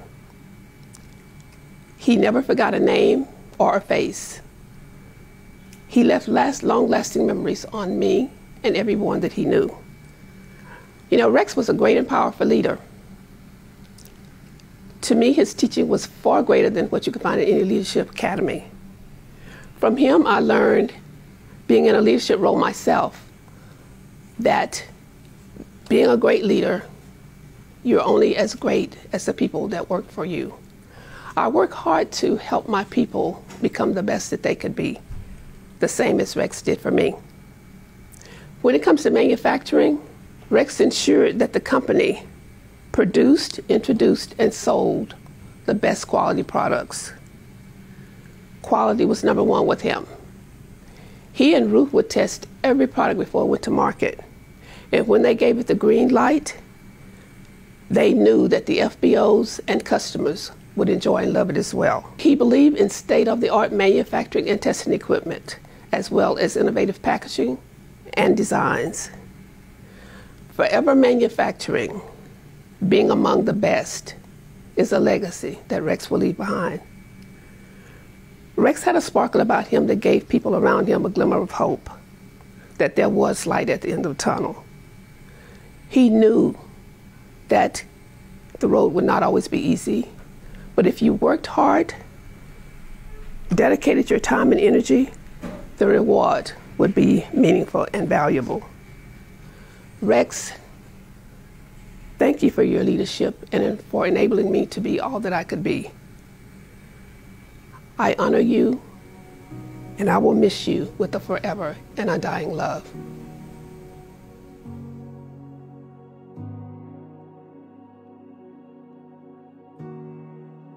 Rex was a cowboy at heart and never steered too far from his roots. He knew that ranch life would never make him rich, but there was something about the work ethic of a cowboy that he respected. He managed to incorporate ranching, animals, and cowboys into his life however and whenever possible. This love for the land led him to becoming one of the largest ranch land owners in Arizona. The sprawling white fence pastures were just one of his picturesque tributes to the Western novels he had admired by Zane Grey. Because, after all, you can take the boy out of the Idaho farm, but try as you might, you could never take the Idaho farm out of the boy. Only Rex could spend the day riding horses with ranchers, then fly off to an event with 10,000 business owners or join a meeting with a president or a prince. Rex was truly a man for all seasons and all stripes, and his adaptability and power of his connection were undeniable gifts.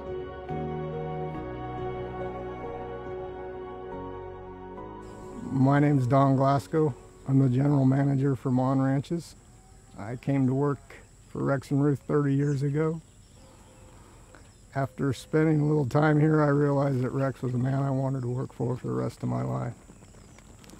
He was a really busy man, and most of my time spent talking to him was on the phone, and always his first question was, how much rain did you get? It might not have rained for 3 months, but it was, how much rain did you get? The next question. He loved wildlife, so the next question was, how many deer have you seen? How's the quail population? What about the elk? Has Matt seen any big bulls up at Fort Rock? And it would always end with a lot of snakes. Don't tell Ruth about the snakes. Sorry, Ruth. We have a tradition in the cowboy world. A riderless horse represents one of our fallen heroes. And Rex was a hero to many, and we will lead him off into the sunset. You can look for that a little bit later. Rex really loved the ranches. He always told me, Don, we don't have to be the biggest, but let's be the best. So Rex, rest easy, because as long as we're here, Maughan Ranches will still be the best.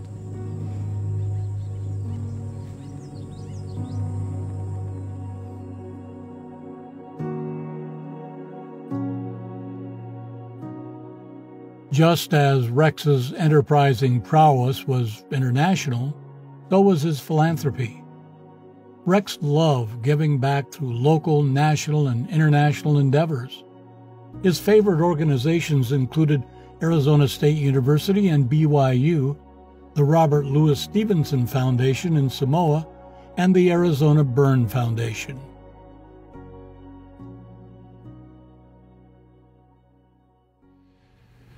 Good afternoon. My name is Kevin Foster. I'm Medical Director of the Arizona Burn Center Valleywise Health, and I'm also a board member of the Arizona Burn Foundation. I've been a member of the Arizona Burn Foundation for many, many years, and this was an organization that Rex contributed to significantly over a 15-year period of time. And the Arizona Burn Foundation's mission and function is really to support burn survivors and their families in whatever way they require.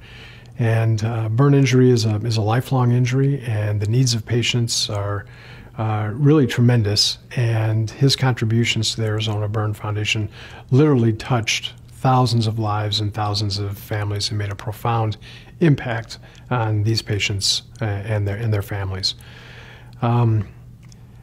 I'm sorry that my professional partner, Dr. Daniel Caruso, is not here to participate in this. He would have really loved this. He passed away several years ago, and he and Rex were very good friends. I know that he would really have liked to have expressed his gratitude to Rex. It's been my honor to know him, such as I did, and I'm very grateful for all the contributions that he has made to our organization and to burn patients and their families. And again, it has made a big difference in their lives. Thank you.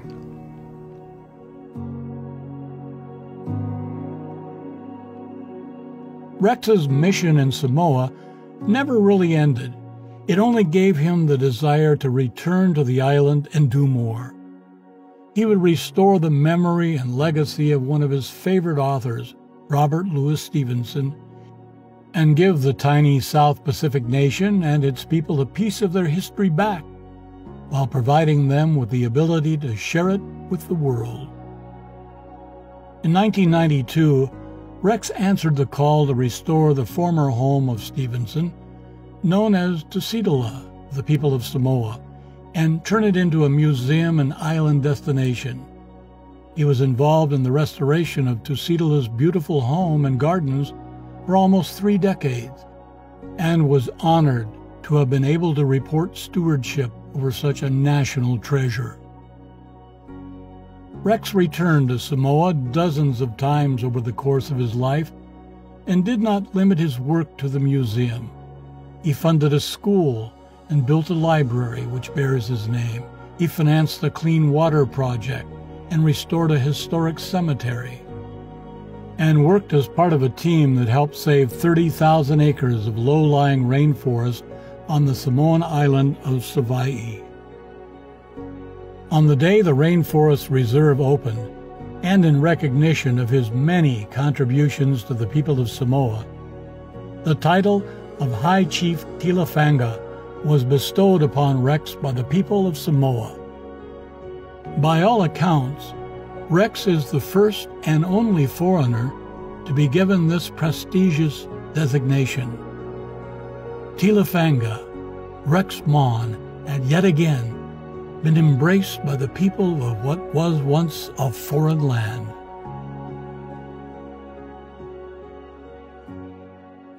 What an honor for me and a distinct pleasure this morning, on this beautiful winter's morning here in Samoa, in front of the Villa Samoa,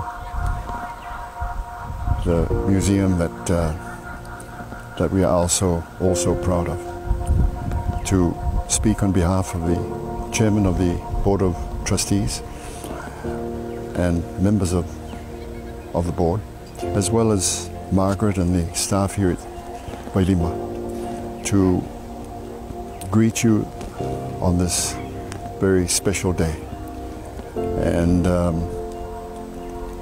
And we'd like to also express our sympathies for the passing of a very, very special person in Tilafanga Rex Maughan, a dear friend to many of us, and a person that has been described as one of the champions of goodness.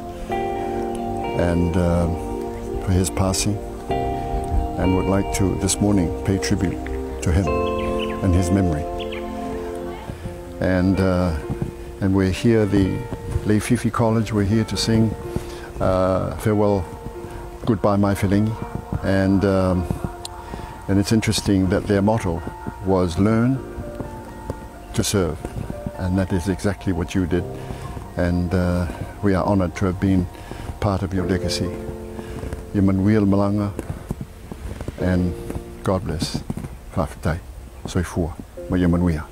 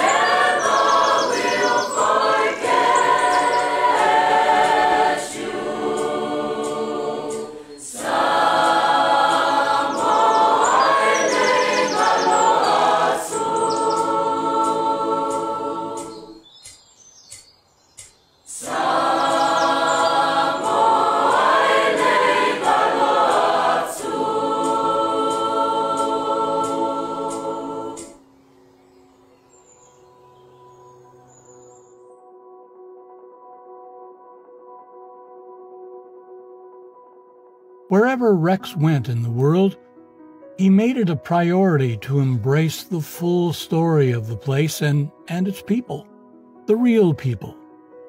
Rex loved traveling away from tourist hotspots and into communities where he ate what the locals ate, visited residents in their homes, and immersed himself in local culture and customs. He believed this was the best way to get to know the names and faces that told the story.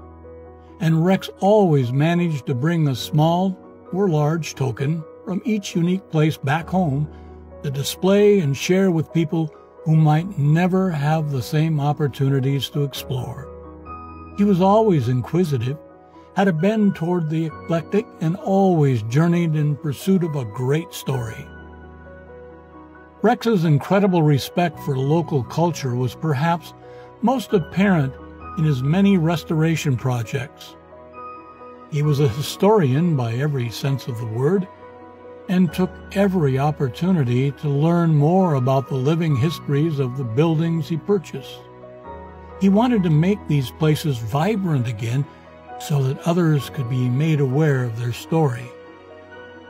Preservation, restoration, and collections were at the core of everything that intrigued him and led him to have a to-do list like no other. But Rex would restore more than just buildings.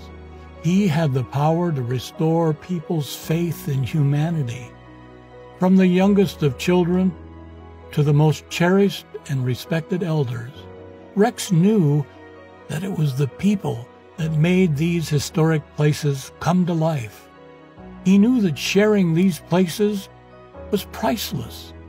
He took joy in knowing that he had a small piece in creating memories.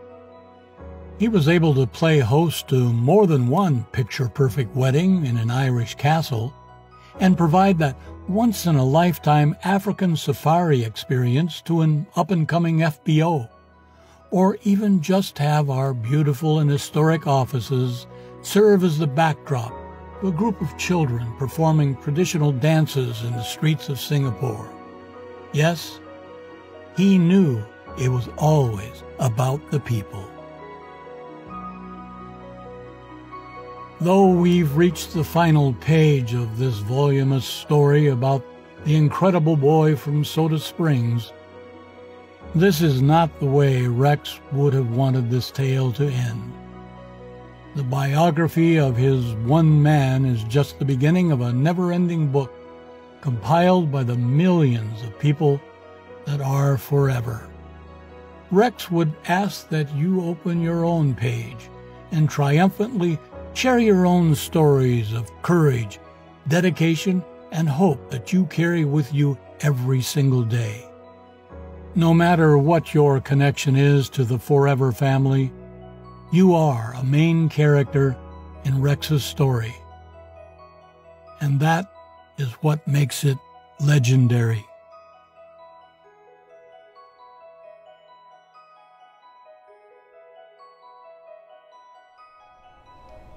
Meu nome é Lino Barbosa.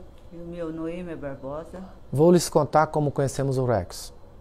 No início das nossas viagens, estávamos perdidos no hotel MGM em Las Vegas. Rodamos e não achávamos nosso quarto, até que encontramos o Rex. Ele percebeu que estávamos perdidos, pegou na nossa mão, nos conduziu até o nosso quarto, mais ou menos 10 minutos de caminhada, abriu a porta, nos mostrou como é que funcionava tudo dentro do quarto e depois nos conduziu até a sua suíte para mostrar a sua suíte. Esse é o Rex que eu conheci e que reconheço.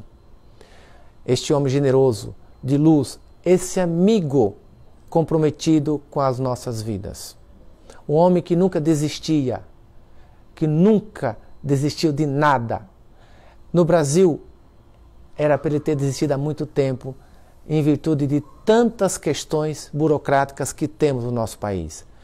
Qualquer outro empresário desistiria, mas Rex nunca desistiu. Essa lição que ele deixou para nós. Vamos continuar o seu legado. Não vamos desistir. Vamos definir um propósito nosso, assim como ele tinha o dele definido. E vamos continuar fazendo o que ele sempre sonhou em fazer. Transformar a vida de pessoas.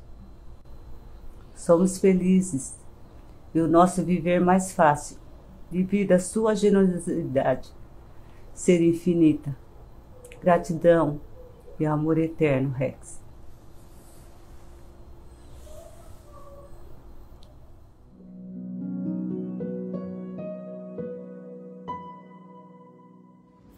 Hello, my forever friends from all over around the world. This is Keiko Kobuna from Japan. It is a great honor for me to represent Japanese FBOs to say thank you to Rex and the Rex family. First of all, I and all our Japanese FBOs are deeply appreciate the Rex brought us better health and prosperity and change our lives to very happy ones. Especially for me, I was born with a very bad blood disease. Doctors told me that I cannot live for 40 years. But I was so lucky to know forever in 1987. After I took Forever wonderful products, except for the dental maintenance, I never need to see the doctor for the past 34 years. Now I'm in my 70s, but I feel like I'm still in my 20s. Rex was the greatest leader and the most charming hero to me. I always wondered how a human being could be so awesome like him. He was full of energy, very powerful, but still very humble and very generous. He cared about everybody around him. He was so rich and so successful, so in general, people may think he was untouchable, but on the contrary, the real Rex is so friendly to everybody around him. The first word he only asked when he met people was, "Are you happy? Are we happy or not? Or are we having fun or not? It's only what Rex concerned. Rex was also very proud of Forever business. I've seen him many times as he tried to sponsor new friends to join Forever. Once he even put the pen out to a kangaroo to sign up to be FBO. The day when I learned that Rex lets us to travel so far away, I couldn't stop my tears all day. But we also know that although the real Rex is not near us, but his spirits will always stay in our hearts. Every time when I wear the diamond ring and the double diamond necklace he put on me, I know he is standing by me. When we share Forever business to new friends, then Rex will come to our side. So from now on, we will change our tears to strength. We will follow your dreams and your vision and your legacy. We will share our new friends that the power of the Forever is the power of love. Million thanks to Rex and the Rex family. We love you and we thank you, thank you, thank you, thank you, Rex. We love you. Rest in peace, Rex. Thank you.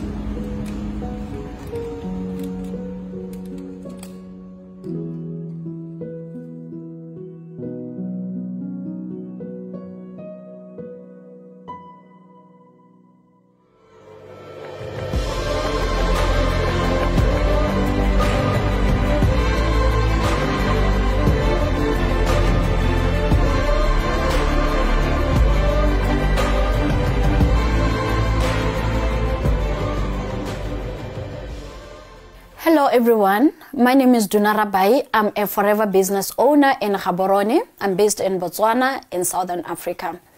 In the business, I am a Sapphire manager. I joined Forever Living in June 2018, so this is my third year of impacting lives through Forever. Today, we celebrate the life of Rex Maughan, the life of a giant indeed, the man who sacrificed everything for humanity in order to see ordinary people achieving extraordinary results. The man who walked the road less traveled in order to leave a legacy in every household, in every country, on every continent. Personally, I have never had the opportunity to meet Rex. And perhaps I am the only person speaking to you today who has never met this giant of a man. And this probably helps to empathize his greatness even more.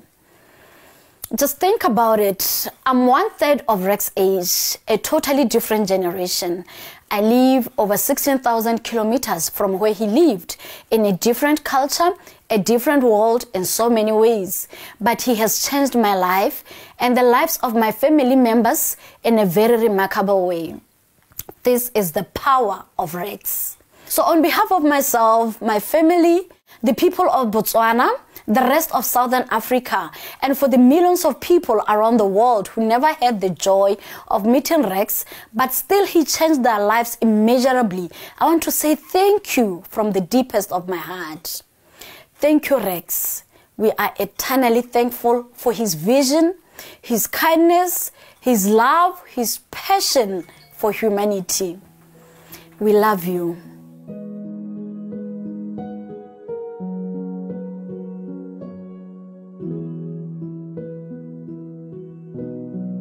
We are Dominic and Rolf Kipp. When we met Rex for the first time, we immediately noticed that he's all about people. His love for his family, his love for us as FBOs, his example, his passion and his dedication and his entrepreneurial genius have shaped us and shown us what is possible.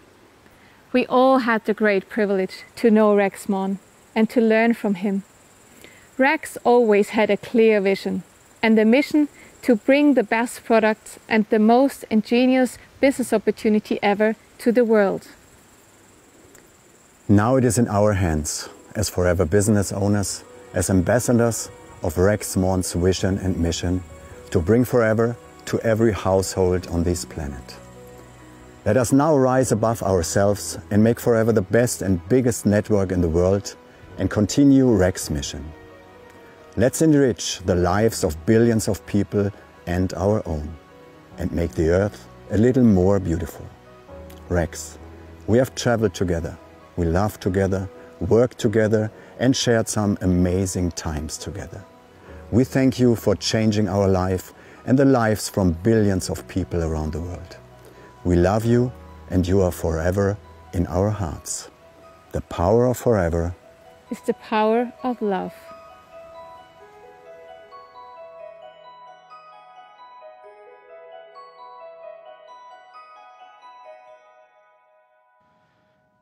Thank you, Rolf and Dominique, for your kind words.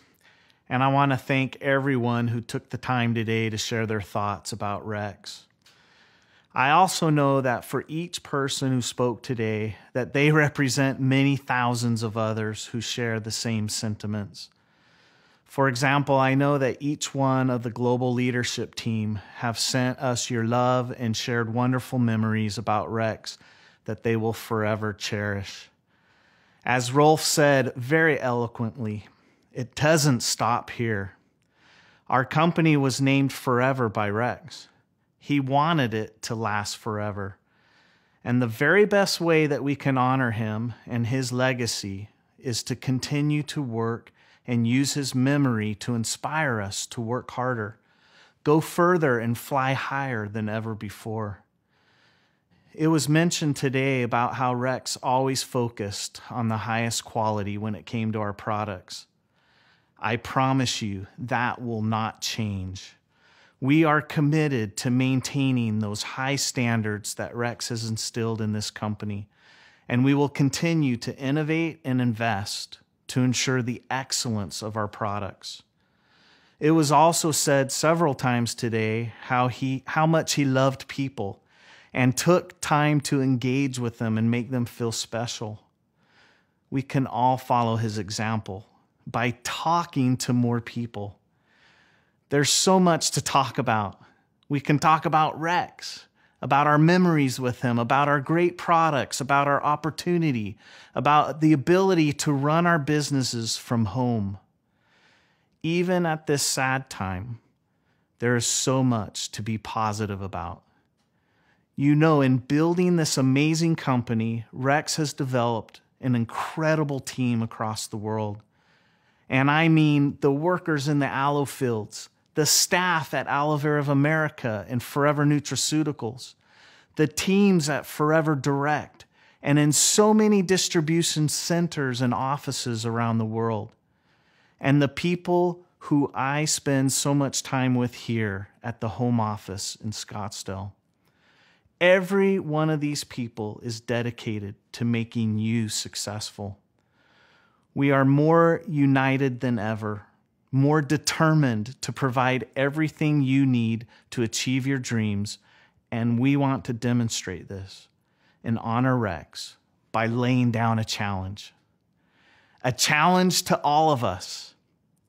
And what is that challenge? It's to 2x, to 2 times, to double what we are doing now. Now, I know that's a big challenge, but you know Rex, he always set big goals.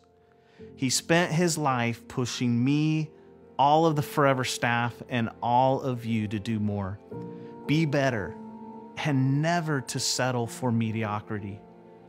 So there it is. We want to double our goals, double our efforts, double our reach, double our service of others, and double the love of this great company. Rex would love nothing more. And I am not just asking all of you to double.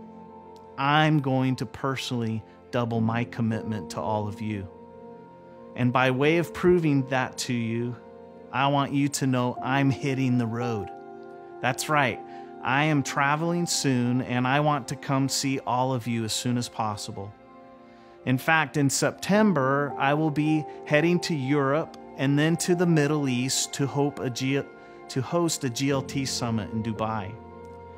And I am working on planning trips to all corners of the world in the coming months so that we can be together, we can work together, we can dream together, and of course, we can achieve together.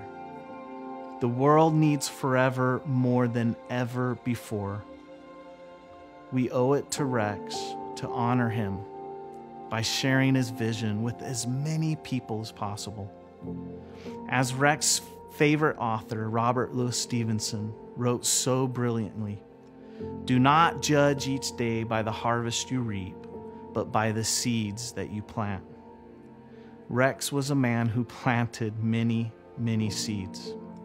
Some sprouted to form this great company founded on the values of leading with love, seeking adventure, and remaining forever grateful. For all that he planted, Rex never expected so much as a stem in return. His joy was found purely in the harvest of others. And because of that, Rex's story will live on forever.